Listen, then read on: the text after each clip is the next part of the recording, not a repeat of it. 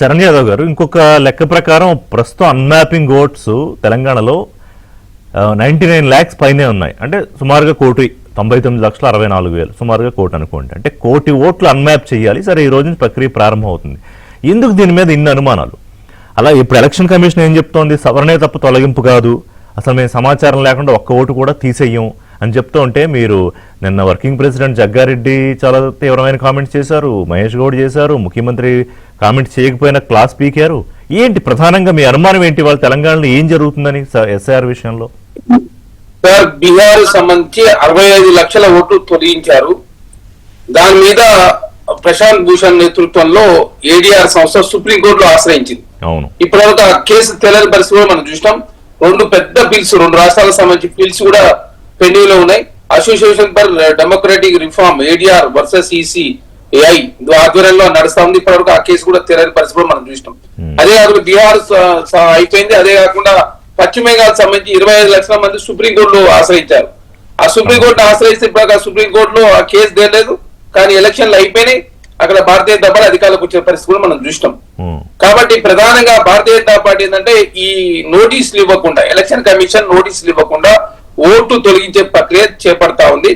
Election commission నోటీసులు ఇచ్చామని చెప్తా ఉన్నారు. వలస కార్మికులకు సంబంధించి వాళ్ళు ఏదో ఒక రాష్ట్రంలో పనిచేస్తా ఉంటారు. మరి వాళ్ళు పోయి అక్కడ ఉన్నప్పుడు వాళ్ళకి ఏ అడ్రస్ కు నోటీస్ చెప్పండి. ఇప్పుడు ఏ అడ్రస్ నోటీస్ ఇచ్చిన పరిస్థితి కానీ, తన ఎలక్షన్ కమిషన్ ఆధారాలు కానీ చూపించకుండా ఇప్పటి చాలా కేసులు పెండింగ్ ఉన్న పరిస్థితి కూడా మనం చూస్తా ఉన్నాం.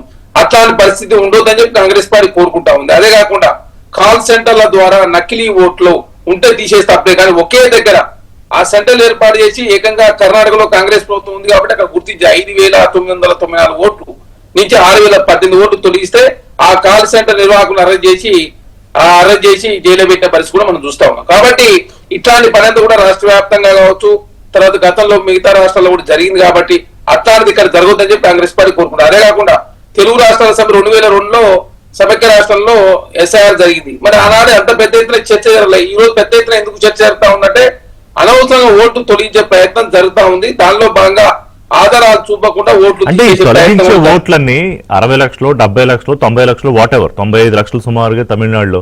ఈ తొలగించే ఓట్లన్నీ బీజేపీ వ్యతిరేక ఓట్లు అనేది ఎలాగా కేటగారికల్ గా తెలుస్తుంది? అంటే మీరు ప్రతిపక్షాలు ఆరోపిస్తున్న దాన్ని బట్టి నిన్న జగ్గారెడ్డి అన్నారు కదా. సో చాలా మంది, ఇప్పుడు రాహుల్ గాంధీ కూడా అదే కామెంట్ చేస్తున్నారు. ఏంటి, ఎట్లా దానికి ఈ ఓట్లు, ఈ పాకెట్ ఓట్లు బీజేపీకి వ్యతిరేకం లేకపోతే అనుకూలం, ఇది కాంగ్రెస్ అనుకూలం వ్యతిరేకం అని ఎట్లా నిర్దేశిస్తుంది?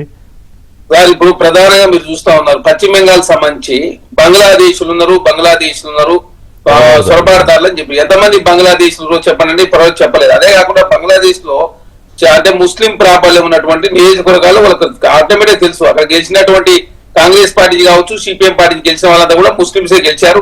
అత్యధికంగా కూడా ప్రతిపక్షాలకు సంబంధించి ముస్లింలే గెలిచారు. కానీ ఆ ముస్లింలకు సంబంధించి ఎట్టి పరిస్థితుల్లో భారతీయ జనతా పార్టీ ఓటు రావు. కాబట్టి ఆ ఓట్లు వాళ్ళ జనాభాలో 27% 34% ఓటు తీసేసిన పరిస్థితి కూడా మనం చూస్తాం.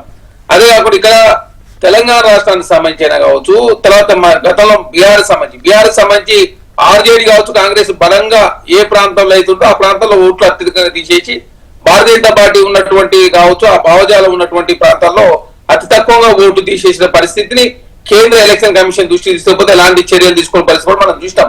కాబట్టి ఎస్ఐఆర్ అనేది చాలా పారదర్శకంగా నోటీసులు ఇచ్చి నేనే ఓట్లు లేనట్లయితే తొలగిస్తే తప్పలేదు, కానీ అసలు నోటీసులే ఇవ్వకుండా ఓటు తీసేయడం, అదే కాకుండా ఎవరైతే మాకు ఓటు వేయరు అని చెప్పేసి భావించి వాళ్ళ ఓటు తొలగించే ప్రయత్నం కాల్ సెంటర్ రూపంలో జరుగుతా ఉంది. కాబట్టి దాన్ని కాంగ్రెస్ పార్టీగా వ్యతిరేకిస్తా ఉన్నారు. అదే కాకుండా మనం చూస్తా ఉన్నాం, మహారాష్ట్ర సంబంధించిన అదే జరిగింది, బీహార్ కావచ్చు, ఢిల్లీ కావచ్చు, తర్వాత పశ్చిమ బెంగాల్ సంబంధించి కూడా మొత్తం అదే జరిగింది. అస్సాం అయితే ఏకంగా అస్సాం రాష్ట్రంలో ఓట్ల కోసం, సీట్ల కోసం అక్కడ డీలిమిటేషన్ కూడా చేశారు. డీలిమిటేషన్ చేసి 30 నియోజకవర్గాల్లో ముస్లిం ప్రాబల్యాన్ని 10 స్థానాలు కుదించి అక్కడ అస్సాంలో అధికారులకు వచ్చిన పరిస్థితి. అంటే అసెంబ్లీ బౌండరీస్ మార్చుకోవచ్చు, కానీ అదేవిధంగా అసెంబ్లీ స్థానాలు పెంచుకోకుండా అక్కడ డీలిమిటేషన్ కూడా చేశారు. జమ్మూ కాశ్మీర్ కూడా డీలిమిటేషన్ చేశారు. తెలుగు రాష్ట్రాలకు సంబంధించి డీలిమిటేషన్ చేయాలని చెప్పేసి విభజన చట్టంలో ఉన్నప్పుడు ఇప్పుడు డీలిమిటేషన్ జరగని పరిస్థితి కూడా మనం చూసినాం. అంటే ఎలక్షన్ కమిషన్ కూడా రాజకీయాలకు వాడుకునే ప్రయత్నం భారతీయ జనతా పార్టీ చేస్తా ఉంది. కాబట్టి దాని మీద అనుమానాలు ఉన్నాయి. అదే కాదు, ఎలక్షన్ కమిషన్ నియమించే దాంట్లో కూడా గతంలో ఉన్నటువంటి ఏదైతే సుప్రీంకోర్టు చీఫ్ జస్టిస్ కావచ్చు, ప్రతిపక్ష నాయకులు కావచ్చు, ప్రధానమంత్రి ఉండే దాన్ని పార్లమెంట్ లో ప్రత్యేక ఆర్డినెన్స్ తీసుకొచ్చి ఏకంగా సీనియర్ మంత్రి, అదేవిధంగా ప్రధానమంత్రి, ప్రతిపక్ష నాయకుడు చీఫ్ జస్టిస్ తొలగించడం తోటి అక్కడ కూడా అనుమానాలు తావిచ్చింది. దేశవ్యాప్తంగా చాలా రాష్ట్రాలు దాదాపు ఇప్పటి వరకు ఈ ఎస్ఐఆర్ ప్రక్రియ జరిగిన ప్రతి చోట కూడా సుమారు 60 లక్షల పైనే కానీ కింద లేవు తీసేసిన ఓట్లు. సో ఇక్కడ మీకు అలాంటి అనుమానాలు ఉన్నాయా? దాదాపు అదే స్థాయిలో ఓట్లు ఏమైనా తొలగిస్తారని? సార్ ఇప్పుడు అదే స్థాయిలో తొలగిస్తా ఉన్నారు. ఎలక్షన్ కమిషన్ ఇప్పుడు మీరు ఆధార్ కార్డు లింకు పెట్టకుండా, సపోజ్ మల్కాయి పార్లమెంట్ ఉంది, లేదు హైదరాబాద్ పార్లమెంట్ ఉంది, సికింద్రాబాద్ పార్లమెంట్, మల్కాయి, చేవెళ్ల పార్లమెంట్ లో ప్రధానంగా ఆంధ్ర రాష్ట్రానికి సంబంధించిన సెటిలర్స్ ఉంటారు.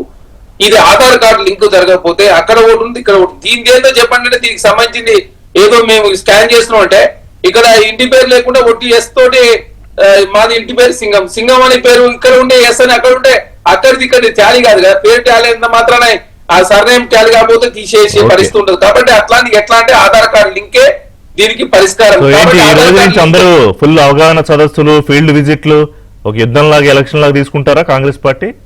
సార్ కాంగ్రెస్ పార్టీ ఇక్కడ యుద్ధంలా తీసుకోండి సార్. ఇప్పుడు ఒక ఓటు తొలగిస్తే దాని మీ ఓటును ఆధారపడి చాలా లింకులు ఉన్నాయి. ఆధార్ కార్డు ఉంది, పెన్షన్ ఉంది, ఆరోగ్యశ్రీ కార్డు ఉంది, తర్వాత రకరకాల ఉన్నాయి. కాబట్టి ఖచ్చితంగా ఓటు అనేది పేద వర్గాలకు సంబంధించిన ఓటు తొలగించే ప్రయత్నంలో భాగంగా అవేర్నెస్ కల్పించే. సో ఇది కాంగ్రెస్ పొలిటికల్ బెనిఫిట్ కోసం కాదు, రాష్ట్ర